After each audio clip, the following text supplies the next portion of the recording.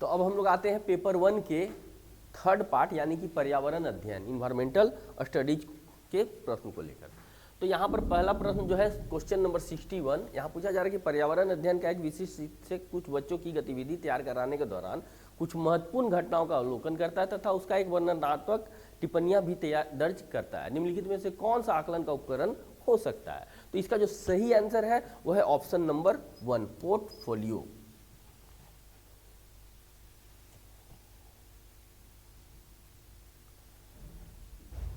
Next question number 62, Mohan कक्षा 5 का एक पर्यावरण अध्ययन का शिक्षक है। वो अपनी कक्षा में निम्नलिखित गतिविधि को श्याम पट पर लिखता है। अपने माता पिता और दादा दादी के समय पानी की उपलब्धता के बारे में पता करें और उसकी वर्तमान स्थिति से तुलना करें। उपरोक्त गतिविधि के लिए निम्नलिखित में से कौन सी सबसे उपयुक्त रणनीति होगी? तो इसका जो सही आंसर है वो है option number 3।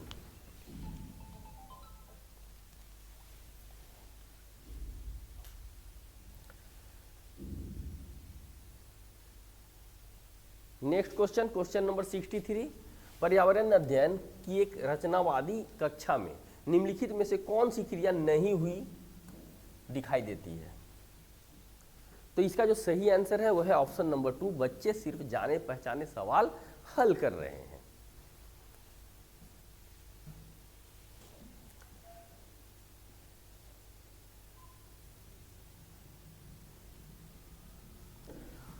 Question number 64, Rakesh कक्षा 5 का एक पर्यावरण अध्ययन का शिक्षक है। वह अपनी कक्षा में बच्चों से एक गतिविधि तैयार करने के लिए कहता है जिसमें सभी बच्चे यह अवलोकन करते हैं कि कौन सी वस्तु पानी में तैरती है और कौन सी पानी में डूब जाती है। गतिविधि के उपरांत कुछ बच्चे शिक्षक से पूछते हैं कि कुछ वस्तुएं पानी में डूब जाती है और कुछ वस्तुएं पानी में तैरती है, ऐसा क्यों है? निम्नलिखित परिस्थिति में एक शिक्षक को क्या सबसे उपयुक्त करना चाहिए? 4 स्टेटमेंट आपको दिया गया है। अब इनमें से कौन कौन सा सही है? तो सबसे सटीक जो है आंसर वो है आपका एक ऑप्शन जिसमें बी और सी के बारे में बोला गया कि ये दोनों सबसे उपयुक्त है। तो हम लोग बढ़ते हैं अपने नेक्स्ट क्वेश्चन की तरफ, जो क्वेश्चन नंबर है 65। यहाँ पूछा जा रहा है कि नीचे दिए गए कथनों ए और बी पर विचार कीजिए। कथन दिया गया है आपके सामने ए और बी, इसमें से सही कोड चुनिए।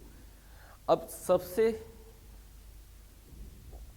जो सही आंसर है वो है आपका ऑप्शन नंबर 2, ए सही है परंतु बी गलत है। बढ़ते हम लोग अपने अगले प्रश्न की तरफ, क्वेश्चन नंबर 66।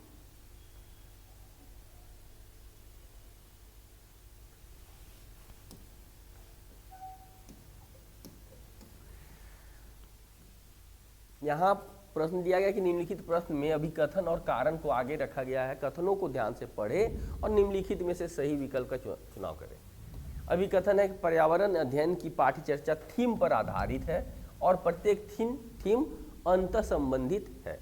कारण दिया जा रहा है कि पर्यावरण अध्ययन के पाठ्य चर्चा को थीम आधारित रखने का सबसे मुख्य कारण यह है कि इसमें हर थीम की गहरी समझ बनती है और हर थीम की शुरुआत सवालों से होती है।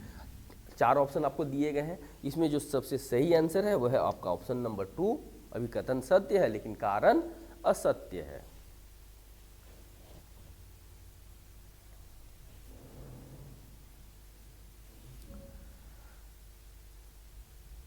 नेक्स्ट क्वेश्चन, क्वेश्चन नंबर 67, निम्नलिखित प्रश्न में अभिकथन और कारण जो को आगे रखा गया है। कथनों को ध्यान से पढ़ें, निम्नलिखित विकल्प का चयन करें। अभिकथन है कि एनसीईआरटी के पर्यावरण अध्ययन के पाठ्य पुस्तक में पाठों में आम जिंदगी की वास्तविक घटनाओं, रोजमर्रा की समस्याओं और आज से जुड़ी कुछ ज्वलंत समस्याओं को रखा गया है। इसके पीछे कारण दिया जा रहा है कि इन सभी समस्याओं पर बच्चे खुलकर बहस कर सके, समस्याओं से अवगत हो, उनके प्रति संवेदनशील बने और सही समझ बना सके। अब इनमें बताना है कि कौन सही है कौन गलत है। तो इसका जो सही आंसर है वो है ऑप्शन नंबर 4, अभिकथन और कारण दोनों सही है और कारण अभिकथन की सही व्याख्या है।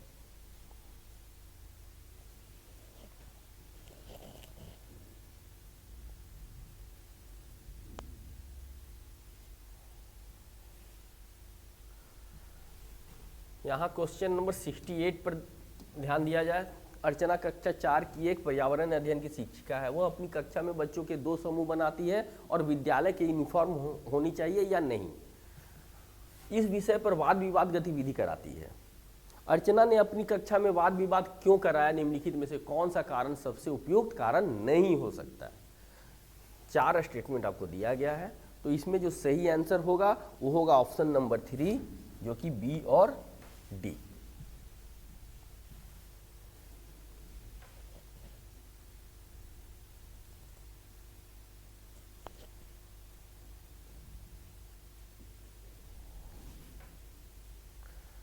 Next question, question number 69। इसमें भी आपको अभिकथन और कारण दिया गया है। जिन बकरियों के बालों से मुलायम पश्मीना शाल बनाए जाते हैं वे लगभग 5000 मीटर ऊंचाई में पाए जाते हैं, जहां बहुत सर्दी पड़ती है। कारण दिया जा रहा है कि इतनी सर्दी से बचने के लिए बकरियों के शरीर पर गर्म बालों के परत उगाते हैं। निम्नलिखित में से सही विकल्प को चुनें। तो इसका जो सही आंसर है वह है कि दोनों ए और आर सही हैं तथा आर ए की व्याख्या करता है।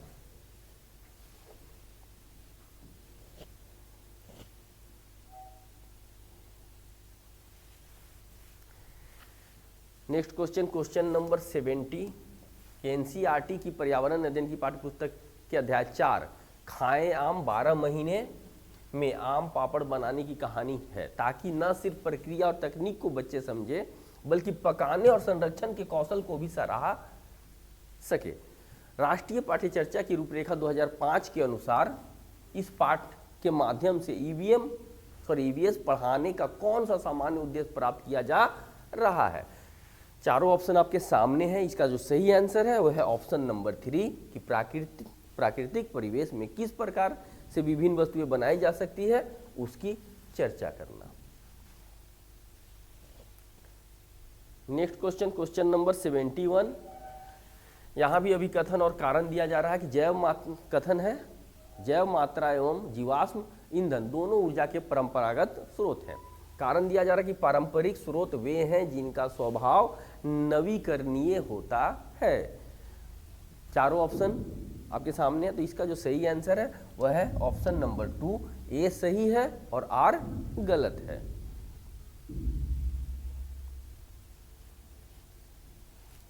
Question number 72।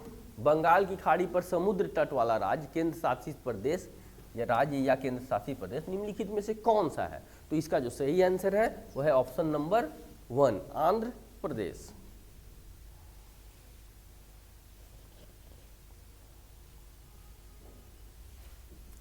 Question number 73।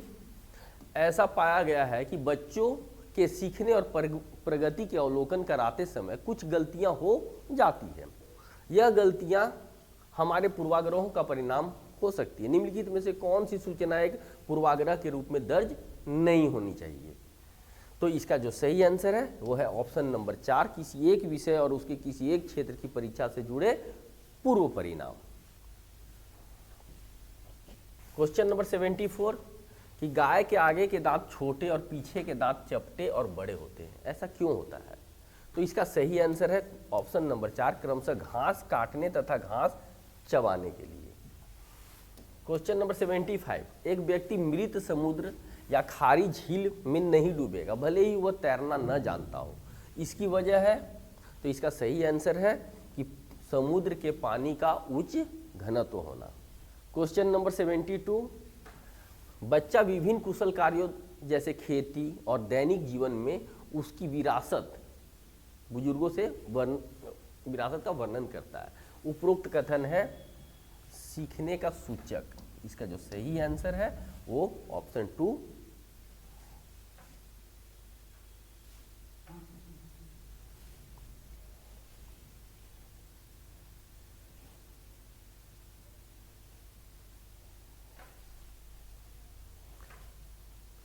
Next question, question number 77। उबला हुआ दूध पेट में पचने में कितना समय लेता है, निम्नलिखित में से सही उत्तर को चुनें। तो ये जो लेता है ये आपको 5 घंटे लेता है। Next question, question number 78। निम्नलिखित में से कौन सा समूह केवल तत्वों से बना है? तो इसका सही आंसर है ऑप्शन नंबर 3, टीन, लिथियम और सोडियम। नेक्स्ट क्वेश्चन है क्वेश्चन नंबर 79। यहाँ पूछा जा रहा है कि क्या कारण है कि पर्यावरण अध्ययन की पाठ्य पुस्तकों में किस्से और कहानियों को महत्वपूर्ण स्थान दिया गया है?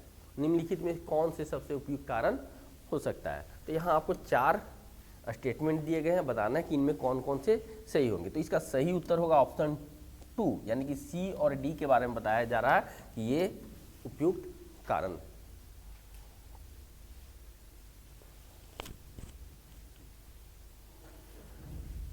Next question, question number 80। NCERT के पर्यावरण अध्ययन की 5वीं कक्षा की पाठ्य पुस्तक में पाठ 13 गौरव जानी की अद्भुत यात्रा का वर्णन करती है। यह पाठ निम्नलिखित में से कौन से थीम का हिस्सा है? तो यह है आवास के थीम पर यह आधारित है।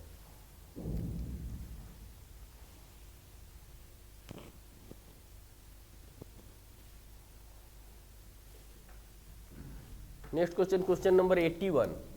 बोला जा रहा है कि 2 भारतीय पक्षी वृक्ष या झाड़ी की डाली पर अपना लटकता घोंसला बनाते हैं। ये 2 भारतीय पक्षी हैं, तो यह है ऑप्शन नंबर 4, कलचीड़ी और वीवर पक्षी।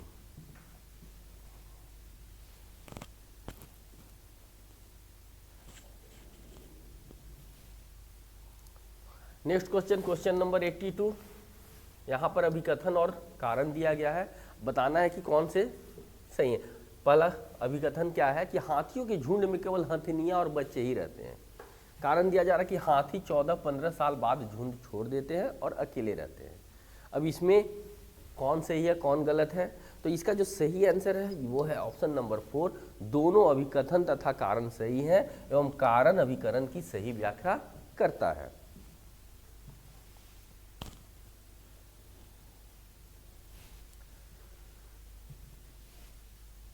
Next question, question number 83। यहाँ भी 2 कथन दिए गए हैं आपको, कथन 1, कथन 2। अनीमिया के कारण बच्चे ठीक से बढ़ नहीं पाते हैं और उनमें फुर्ती भी कम होती है। कथन 2 है कि अनीमिया बच्चों के शारीरिक और दिमागी तंदुरुस्ती पर असर करता है। अब बताना है कि निम्नलिखित में से सही उत्तर कौन सा है? तो इसका जो सही उत्तर है वह है ऑप्शन 4, दोनों 1 और 2 सही हैं। Next question number 84। निम्नलिखित में सही मिलान चुनिए।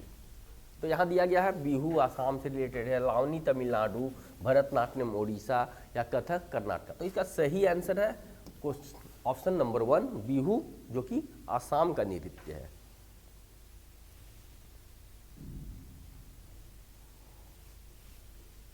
Next question number 85। कहा जा रहा है कि एक व्यक्ति ने 30 जनवरी 2023 को नई दिल्ली स्टेशन से बेंगलुरु के लिए ट्रेन पकड़ी। ट्रेन नई दिल्ली से 17 घंटे पर चली, यानी कि 17 करने का मतलब शाम के 5 बजे, और 17 घंटे पर 31 जनवरी 2023 को बेंगलुरु पहुंची। 30 जनवरी को चल रही है ट्रेन और 31 जनवरी को पहुंच जा रही है। यदि नई दिल्ली और बेंगलुरु के बीच की दूरी लगभग 1776 किलोमीटर है तो ट्रेन की पूरी यात्रा की औसत गति क्या होगी? तो इसका जो सही आंसर होगा वो होगा option number 4, 74 kilometre per hour. दूरी को समय से डिवाइड कर दीजिए, चाल मिल जाएगा। लिया गया समय कितना है? तो 5 बजे चली और 5 बजे पहुंच गए, तो यानी कि 24 घंटे ट्रेन ने लिया। Next question, question number 86। यहाँ बोला जा रहा है कि पर्यावरण अध्ययन की बाल केंद्रित कक्षा में निम्नलिखित में से कौन सी क्रिया सबसे कम होती दिखाई देगी? चारों ऑप्शन दिए गए हैं, तो इसका सही आंसर है ऑप्शन नंबर 1, बच्चों की गतिविधि के अनुसार बैठने की व्यवस्था में परिवर्तन होता दिखाई देगा। Next question, question number 87। आज अब भारत में 10 AM समय है। आज ही डैश में लगभग मध्याह्न होगा, मतलब कि दोपहर होगा। तो इसका सही आंसर है ऑप्शन 2, जापान। नेक्स्ट क्वेश्चन है आपका question number 88।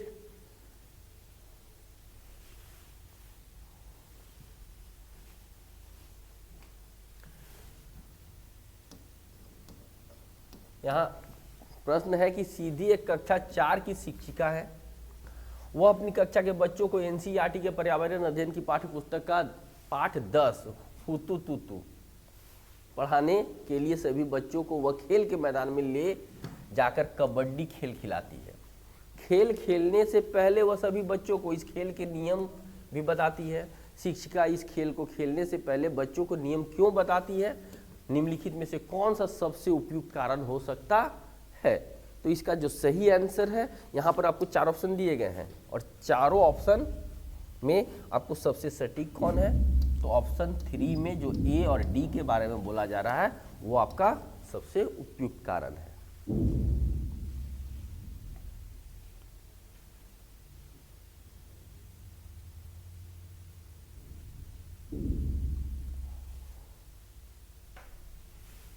Next question, question number 89। एक शिक्षक अपनी पर्यावरण अध्ययन की कक्षा में बच्चों को समूह में बांटकर विद्यालय में मौजूद उनसे कुछ वस्तुएं इकट्ठा करने को कहता है। इसके बाद वह बच्चों को के साथ बैठकर उन वस्तुओं को विभिन्न समूह में बांटने के लिए कहता है। बच्चे वस्तुओं को उनके गुणों के आधार पर विभिन्न समूह में बांट देते हैं। शिक्षक के द्वारा इस गतिविधि को कराने का क्या सबसे उपयुक्त उद्देश्य हो सकता है? तो इसका जो सही आंसर है वह है ऑप्शन नंबर 3।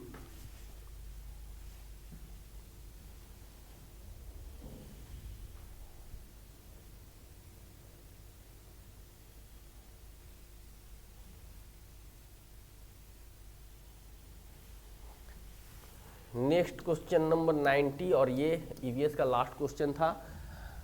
कथन ए और बी को ध्यान से पढ़े। कथन ए दिया गया है कि ठंड के मौसम में छिपकलियां लंबी और गहरी निद्रा में चले जाते हैं। कथन बी है कि कुछ ऋतुओं में कुछ जानवर लंबी गहरी निद्रा में चले जाते हैं। तो इसका जो सही आंसर है वो है ऑप्शन 4, क्योंकि दोनों ही सही हैं और बी एक ही सही व्याख्या करती है। तो इस तरह से ईवीएस में जो प्रश्न आए थे उसको हमने देखा, तो आप इस आधार पर अपना मूल्यांकन कर सकते हैं। मिलते हैं फिर अपने अगले वीडियो में। अभी के लिए धन्यवाद, और जिन्होंने अभी तक सब्सक्राइब नहीं किया कृपया जल्द से जल्द सब्सक्राइब कर लें। धन्यवाद।